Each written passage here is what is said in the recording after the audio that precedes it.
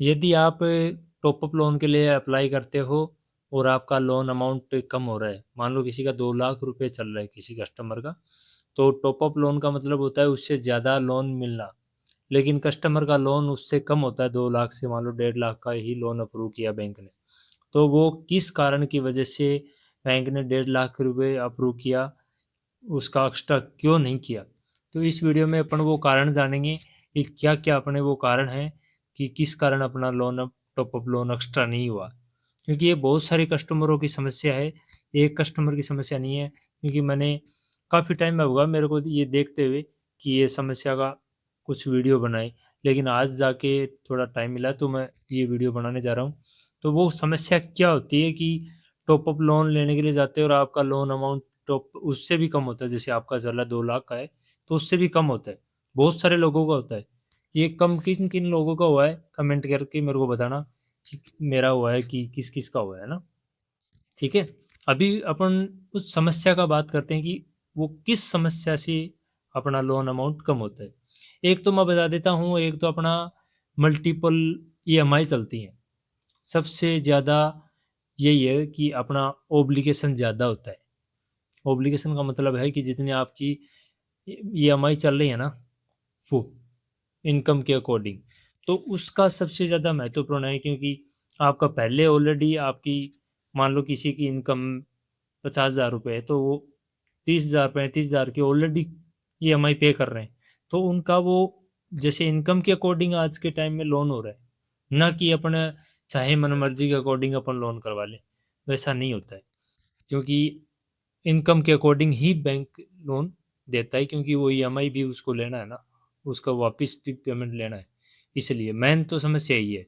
दूसरी अपने एक सिबिल के अकॉर्डिंग होता है कि सिबिल में स्कोर कितना लोन चल रहा है, कि सिबिल में कितना स्कोर है, उसके अकॉर्डिंग भी आजकल की बैंक और एनबीएफसी देखते हैं।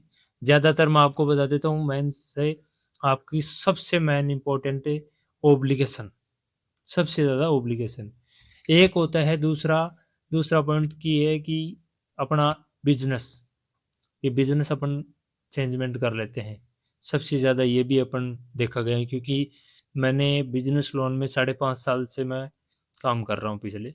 तो उसमें मैंने देखा है कि बहुत सारे कस्टमरों का जैसे टॉप अप लोन किसी का 2 लाख रुपए चल रहा है, तो उनका किसी का 1 लाख ही बैठ रहा है अमाउंट, किसी का 1.5 लाख बैठ रहा है, किसी का 1,80,000 ही बैठ रहा है।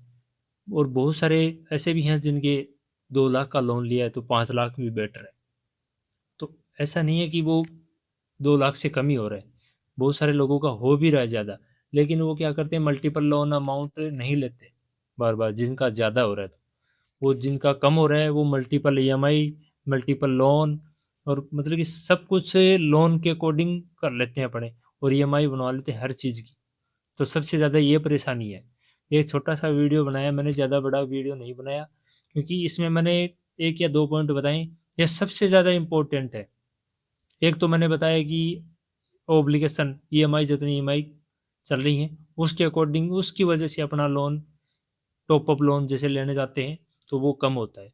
दूसरा हो गया अपना बिजनेस का। बिजनेस का ऐसा हो गया, मान लो पहले तो कोई अलग बिजनेस था, फिर उसको चेंज करके दूसरे में शिफ्ट कर दिया बिजनेस में, तो उसमें मुनाफा अपना हुआ नहीं, क्योंकि बैंक स्टेटमेंट देखता है तो उसमें अपनी इनकम शो नहीं हुई, तो उसकी वजह से भी अपना कम हो जाता है। क्योंकि अपनी सबसे मेन इंपॉर्टेंट है इनकम, इनकम कितनी है उसके अकॉर्डिंग उसके बेस पे लोन होता है अपना, ना कि अपने कि डॉक्यूमेंट के देखने के अकॉर्डिंग होता है। कई कस्टमर बोलते हैं कि आपके हाथ में होता है सब कुछ, बिल्कुल भी नहीं होता है। जैसे आपका आज के टाइम में ऑनलाइन हो गया सब कुछ, जैसे बैंक स्टेटमेंट है, तो जैसे अपन उसको एग्रीगेटर करेंगे ना अकाउंट को, तो उसमें सारे लेन देन सब कुछ आ जाएगा उसमें, कि इन कस्टमर का इतना अमाउंट आया, इतना अमाउंट बाहर गया, जितना लेन देन है ना वो सारा उसमें से हो जाता है, कि इतनी इनकम हुई, इतना प्रॉफिट है, और ये बस इनकम निकल के आई है। इस इनकम के अकॉर्डिंग अपन लोन दे सकते हैं। तो ये नहीं है कि अपन मन मर्जी से उसको लिख दें और लोन कर दें। पहले का टाइम था वो होता था, लेकिन अभी बिल्कुल भी नहीं करते। एआई का सिस्टम चल रहा है आज के टाइम में, तो आपको पता ही है, तो कुछ भी छेड़छाड़ नहीं कर सकते। तो ये चीज़ें हैं। आपको यदि टॉप अप लोन लेना है तो पहले वाले लोन उसको क्लोज करो, उसके बाद आप टॉप अप लोन के लिए अप्लाई करो, तो आपका टॉप अप लोन अच्छा होगा। ठीक है।